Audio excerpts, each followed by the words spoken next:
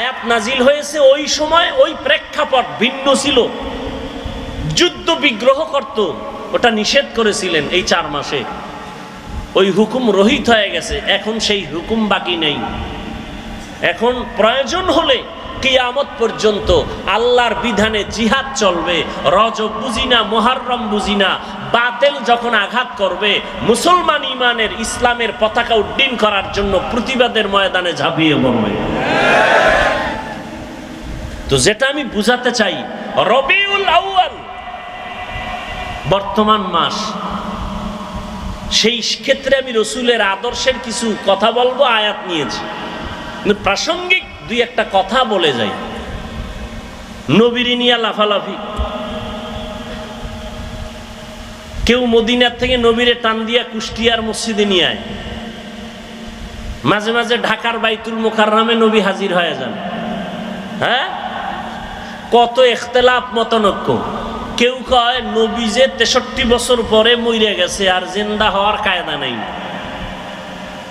আবার কেউ কয় নবী মরেই নাই। তো যারা বলে নবী মরে নাই, তো 63 বছরের গণনা আসলো কেন? যাই হোক, নবী বলেন আমি 63 বছরের হায়াত শেষ করে মদিনাতুল মুনাওয়ারা রওজা মুবারাকে কিয়ামত পর্যন্ত জিন্দা অবস্থায় নামাজের হালাতে থাকবো। আরো জোরে বলেন। নবী কবরে মদিনায় না মক্কায়? মদিনায়। কতদিন থাকবেন বলেন সবাই? বাংলাদেশে আসবেন কবে? আসবেন? নবী এসে আপনার খবর নেওয়া, এটা মূল্য বেশি না ফেরেশতা দিয়ে নবীর কাছে খবর পৌঁছানো, এটা মূল্য বেশি? কেন নবীরে আনতে চান কেন এখানে? আপনি যাইতে পারেন না? আর আপনার মতো বেজাল্লা আমল আল্লাহর কাছে নবী আসবে, নবী কি ঠেকানি? আল্লাহ হেদায়াত দান করুন। কিয়ামত পর্যন্ত নবী থাকবেন, মরা না জিন্দা? জিন্দা। কিয়ামত পর্যন্ত নবী জিন্দা, সমস্ত নবীরা কবরে জিন্দা। নবী এসেছিলেন কোন 1 বছরের রবিউল আউয়ালে, এ নিয়েও দ্বিমত আছে, আমি সেদিকে যাব না। নবী বিদায় হয়েছেন রবিউল আউয়ালের কোন একদিন, মাঝখানে সময় গেছে 63 বছর।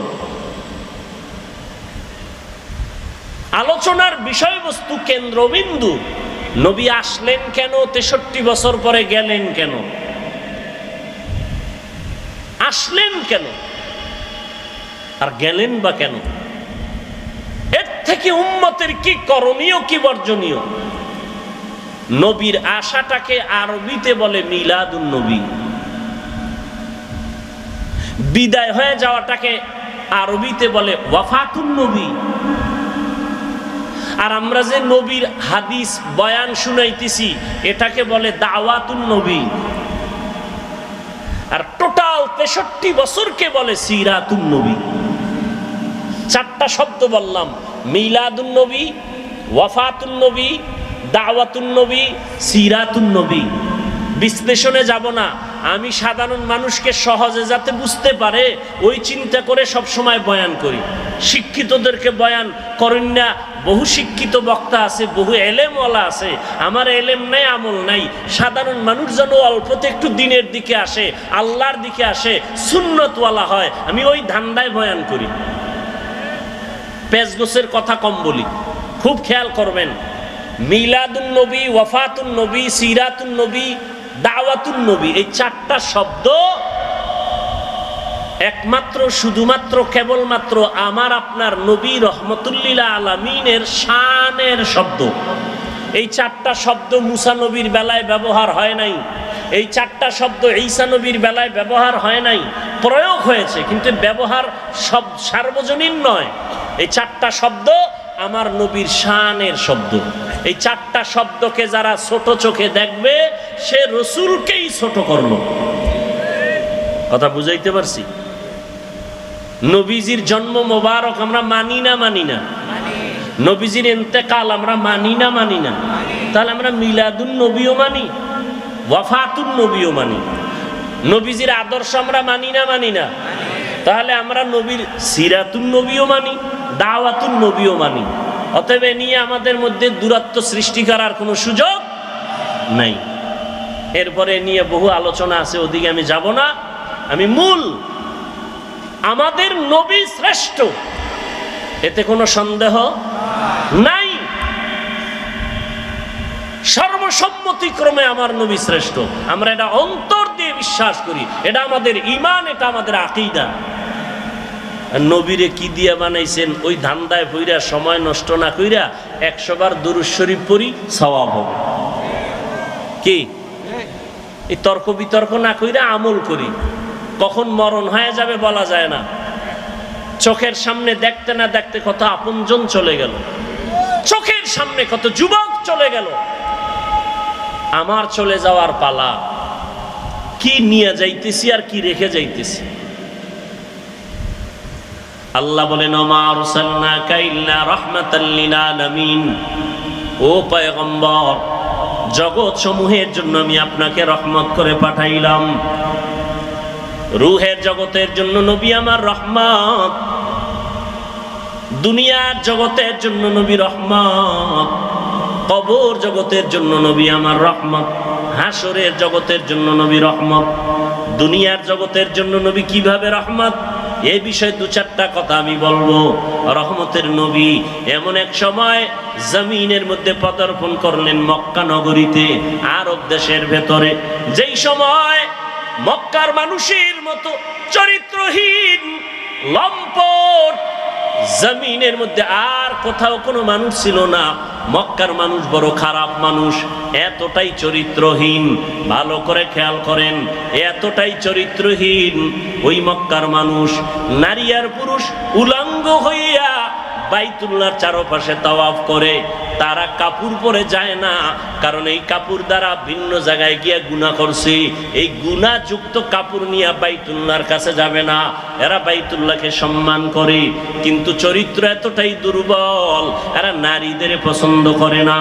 কন্যা ঘরে আসলে বাবা পর্যন্ত বেজার হয়ে যায়, বাবা লজ্জায় পড়ে ওই কন্যা সন্তানটাকে জ্যান্ত গলা টিপে হত্যা করে। এতটাই জালেম, এতটাই জুলুম চলতেছিল। জুলুমের সমাজ, এমন এক জায়গা চতুর্মুখী নাপাক আর নাপাক আর নাপাক। এই অবস্থায় এমন একজন রহমতের নবী মক্কা নগরীর মাঝে আল্লাহ পাঠাইছেন। রহমতের নবী আসছেন, আসা মাত্র জমিনের মধ্যে পরিবর্তনের হাওয়া শুরু হয়ে গেল। প্রশ্ন এখন জটিল, মক্কার মানুষ এত কেন খারাপ হলো, অন্য এলাকার মানুষ কেন খারাপ হলো না? সিরিয়ার মানুষ এত খারাপ কেন না, মক্কার মানুষ এত খারাপ কেন? অথচ এখানে তো লক্ষ লক্ষ নবী আসছেন, সব নবীরা বাইতুল্লাহ তাওয়াফ করছেন। আদম আলাইহিস সালাম ভারতের চরণদ্বীপ থেকে আল্লাহর ঘর জিয়ারতের জন্য 40 বার পায়ে হেঁটে গেছেন, হাইটা হাইটা গিয়া বাইতুল্লাহ জিয়ারত করেছেন আদম নবী। আদম আলাইহিস সালাম, নূহ আলাইহিস সালাম এই জমিনের মধ্যে কদম রেখেছেন। আমাদের আকীদা বিশ্বাস, যেখানে আজান হয়, কোরআন তেলাওয়াত হয়, যেখানে দ্বীনের কথা হয়, আলেম ওলামা আসে, ওই জায়গাটা বরকতপূর্ণ হয়, ঠিক নি? মক্কার জমিনের মধ্যে সব নবীরা আসছেন, বাইতুল্লাহ তাওয়াফ করছেন, জায়গাটা বড় বরকতের জায়গা। এখানের মানুষ অন্য দিকের তুলনায় একটু কম খারাপ হবে, অথচ সিরিয়ার মানুষ এত খারাপ না, মক্কার মানুষ এত খারাপ। আবার এমন একটা জায়গা যেখানে আল্লাহ পৃথিবী নামক গ্রহ বানাইয়া প্রথম আল্লাহ একটা ঘর বানাইলেন, বাইতুল্লাহ। ইন্না আউওয়ালা বাইতিন উযিআ লিন-নাস লাল্লাযী বিবাক্কাতা মুবারাকান ওয়া হুদা মুবারাকান ওয়া হুদান লিল আলামিন।